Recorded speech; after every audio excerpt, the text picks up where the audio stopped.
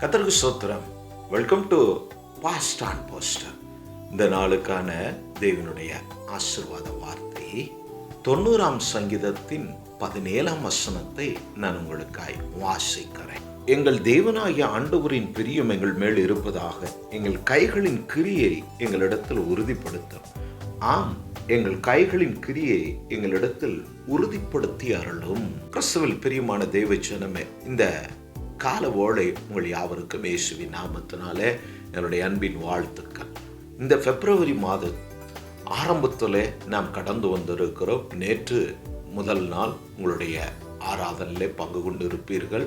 நிச்சயம் உங்கள் ஊழியரை கொண்டு கர்த்தர் உங்களுக்கு வாக்கு தத்தத்தை கொடுத்திருப்பார். அந்த வார்த்தையை இந்த மாதம் முழுவதும் கன்ஃபஸ் பண்ணுங்க. உங்களுடைய பலவீனங்கள் மாறும், போராட்டங்கள் மாறும். உங்கள் தேவைகளில் அந்த வார்த்தை நிச்சயம் நிறைவை கொண்டு வரும். உங்கள் சத்துருக்களை, எண்ணங்களை முறியடித்து ஜெயத்தை உங்களுக்கு கொண்டு வருகிற வார்த்தையாய் அந்த வாக்குத்தத்தங்கள் இருக்கிறது. அதை நன்றாய் மனதில் பதிய வைத்து கொண்டு நீங்கள் போகும்போது, வரும்போது, நீங்கள் பிரயாணம் பண்ணும்போது, இருக்கும்போது, எழும்பும்போது, நடக்கும்போது, எல்லா நேரத்திலும் அந்த வார்த்தை கன்ஃபஸ் பண்ண, அறிக்கையிட மறக்க வேண்டாம் என்று இந்த காலை உங்களை உற்சாகப்படுத்தி நான் கேட்டுக்கொள்கிறேன். இந்த பிப்ரவரி மாதத்தின் 2ஆம் தேதி கால ஓலையிலும் கர்த்தர் நமக்கு கொடுக்கிறதான வார்த்தை, எங்கள் தேவனாகிய ஆண்டவரே, எங்கள் கைகளின் கிரியை எங்களுக்கு உறுதிப்படுத்தி அருளோ. இந்த பூமியில நாம் வேலை செய்கிறோம், நமக்கு எஜமான்கள் உண்டு. நாம் வியாபாரம் செய்கிறோம், நமக்கு சப்ளை பண்ணுகிறவர்கள் உண்டு.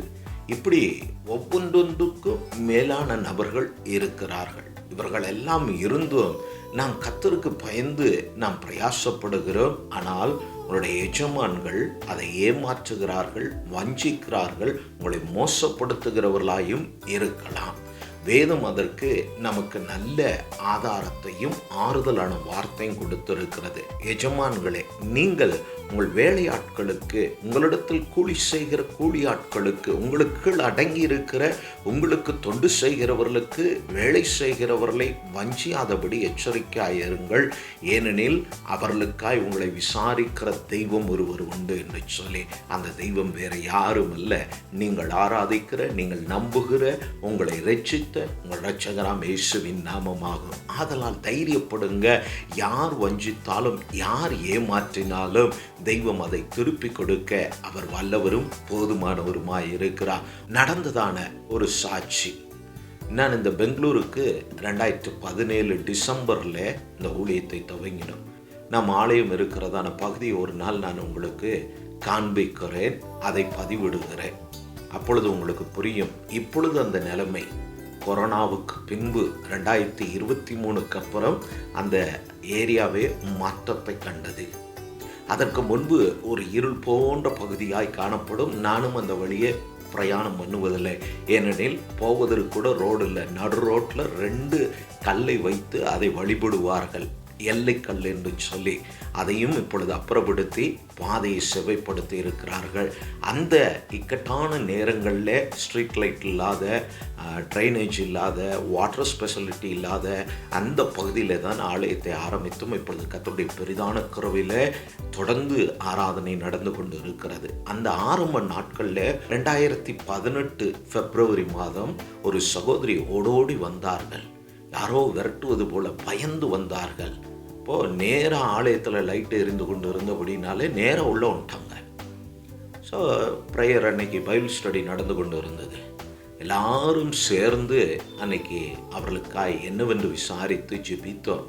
அப்போது யாரோ என்னை கொல்ல வருகிறார்கள், என்னை விரட்டுகிறார்கள், என்னால் முடியலை அப்படின்னு சொல்லி ரொம்ப பாதிக்கப்பட்டிருந்தார்கள். காரணம், அவர்கள் இந்த பெங்களூரில் வேலை செய்து சம்பாதித்த அவருடைய சம்பார்த்தனை, அவருடைய பிஎஃப் எல்லாவற்றையும் எடுத்துக்கொண்டு தன் ஊருக்கு போக இருந்தபோது அவருடைய சொந்த சகோதரி வந்து நான் அழைத்து கொண்டு போகிறேன்னு சொல்லி கூட்டிக் கொண்டு போய் எல்லாவற்றையும் அவர்களிடத்திலிருந்து பறித்து கொண்டு அவர்களை வெறுங்கையா ஏமாற்றி அனுப்பிவிட்டார்கள். திருப்பி அங்கிருந்து அவர்கள் அவமானப்பட்டு நிந்தைக்குள்ளாகி மிகுந்த பாரத்தோடு கஷ்டத்தோடு சூசைட் பண்ணும்படியாக பெங்களூருக்கு திரும்பி வந்தார்கள். வந்த அவர்களுக்கு அந்த சூசைடு எண்ணம் வந்ததுலேருந்தே நிம்மதியை இழந்தார்கள், தூக்கத்தை இழந்தார்கள், சரீரத்தில் சுகத்தை இழந்தார்கள். ஒரே பயமும் திகிலும், ஒரே அழுக.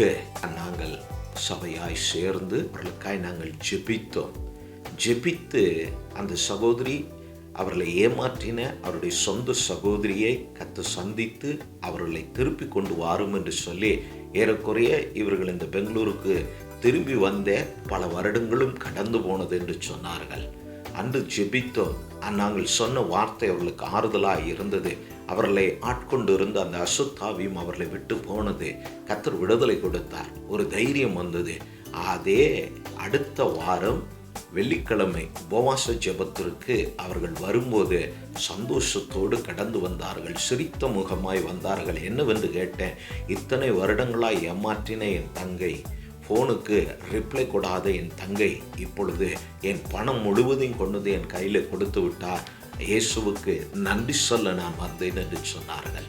பிரியமானவர்களே, இப்படி உங்களுடைய கையின் பிரயாசத்தை கர்த்தர் உறுதிப்படுத்தி இருக்கும்போது இதை வேற யாராவது வஞ்சித்திருந்தால், அதை மோசப்படுத்தி இருந்தால், அது வீணான வட்டி வீதங்களோ, வீணான ஹாஸ்பிட்டல் செலவோ, வீணாய் உங்களுடைய பணத்தை விரயப்படுத்தும்படி சத்துருவானவன் திட்டமிட்டு இருப்பானால் இந்த காலை கர்த்தர் அதை உடைத்து அதை உங்களுடையதை உங்களுக்கானதாகவும் உங்கள் குடும்பத்துக்கானதாகவும் அதை ஆசீர்வாதமானதாய் மாற்றி கொடுக்க கர்த்தர் போதுமானவராய் இருக்கிறார். அந்த சகோதரிக்கு இறங்கின தெய்வம் இப்படி மற்றவர்கள் உங்களை வஞ்சித்து ஏமாற்றி உங்களை மோசப்படுத்தி இருப்பார்களானா இந்த காலை அவர்களையும் சந்தித்து உங்களுடையதை திருப்புவதற்கு கர்த்தர் போதுமானவராய் இருக்கிறார். வசனம் இப்படி சொல்லுகிறது, எங்கள் தேவனாகிய ஆண்டவரின் பிரியம் எங்கள் மேல் இருப்பதாக. எங்கள் கைகளின் கிரியை இந்த நாளில் நீங்கள் கையிட்டு செய்ய போகிற உங்களுடைய வேலைகள், உங்களுடைய பிசினஸ், உங்களுடைய படிப்பு காரியங்களை கர்த்தர் ஆசீர்வதியும் என்று சொல்லி நீங்கள் ஜெபிங்க. இந்த வார்த்தையின்படியே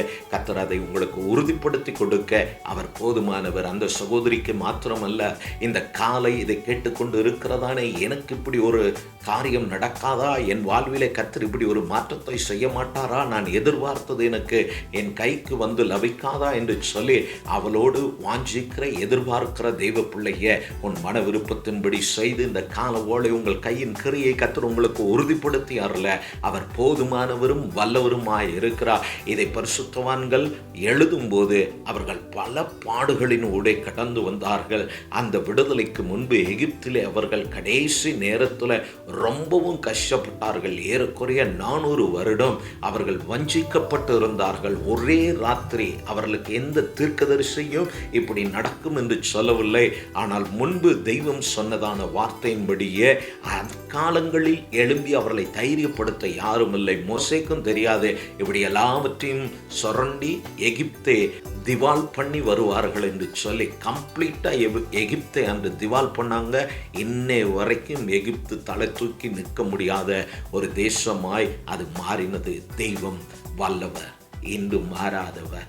மாதங்கள் போயிருக்கலாம், தெய்வம் மாறவில்லை. இந்த காலை உங்களுடைய கையின் வேலைகள், உங்களுடைய காரியத்தை உறுதிப்படுத்தி உங்களை தைரியப்படுத்துகிற தெய்வம் இந்த நாளில் உங்களை ஆசீர்வதிக்க அவர் போதுமானவர். கர்த்தருடைய வார்த்தை எடுத்து அந்த பரிசுத்தவான்கள் கர்த்தரை நோக்கி ஜெபித்து அந்த ஜெபத்தின் விண்ணப்பத்தை எடுத்து இந்த காலை கர்த்தர் உங்களை தைரியப்படுத்துகிறார். ஆதலால் தைரியமாய் கடந்து போங்க. ஆசீர்வாதத்தோடு திரும்ப கர்த்தர் உங்களுக்கு உதவி செய்வார். உங்களுடைய காரியங்கள் என்னவானால் நான் ஜெபிக்கும் போது என்னோடு கூட சேர்ந்து இருக்கிற இடங்களில் ஜெபிங்க. நிச்சயம் கர்த்தர் உங்களை சாட்சியாய் நிறுத்துவா. நல்ல பிதாவே, இந்த கால ஓலைக்காய் சூத்திரம் தெய்வமே, உடைய பிள்ளைகளுக்காய் நான் ஜெபிக்கிறேன். ஆண்டவரின் பிரியம் உடைய பிள்ளைகள் மேல் இருந்ததற்காய் சூத்திரம். அதனால தான் உடைய குமாரனுடைய வேறுபட்ட இரத்தத்தினால நாமத்தினால மீட்கப்பட ரட்சிக்கப்பட கொடுத்த கிருபைக்காய் சூத்திரம். இப்பொழுதும் கர்த்தாவே, உடைய பிள்ளைகளுடைய வாழ்வு மாறட்டும். அவருடைய ஆண்டவரே பொருளாதாரத்திலே, அவருடைய இழப்புலே, அவருடைய நஷ்டங்கள் லாபமாய் மாறட்டும். ஆண்டவரே, சத்துருவானவன் எப்படியெல்லாம் இவருடைய பணத்தை விரயம் பண்ணுகிறானோ இந்த மாதத்தின் ஆரம்பத்தில் அந்த விரயங்கள் எல்லாம் தடுத்து நிறுத்தப்பட்டு பிள்ளைகளுடைய பிரயாசத்தின் பலனை அவர்கள் அனுபவிக்க கத்த கிருபை செய்யும். ஆண்டவரே கர்த்தாவே, உம்முடைய கரத்தில் ஒப்பு கொடுக்கிறோம். நீ உன் பிரயாசத்தின் பலனை சாப்பிடுவா என்று சொன்ன அந்த வார்த்தை உடைய பிள்ளைகளுக்கு நிறைவேறும்படி ஜெபிக்கிறேன். ஒவ்வொருவரையும் காத்துக்கொள்ளும். ஒவ்வொரு மேலும் தெய்வ கிருபை, தெய்வ பிரசன்னம், உமது பிரியம் பிள்ளைகள் மேல் இருக்கும்படி இந்த காலை ஒப்பு கொடுக்கிறோம். பலப்படுத்தும் இயேசு கிறிஸ்துவின் நாமத்தினால பிதாவே, ஆமென், ஆமென். மீண்டும் தேவனுடைய ஆசீர்வாத வார்த்தை உங்களுக்கு கொண்டு வருகிறவரே, கர்த்தர் உங்களோடு இருப்பாராக. கர்த்தர் உங்களை ஆசீர்வதிப்பாராக.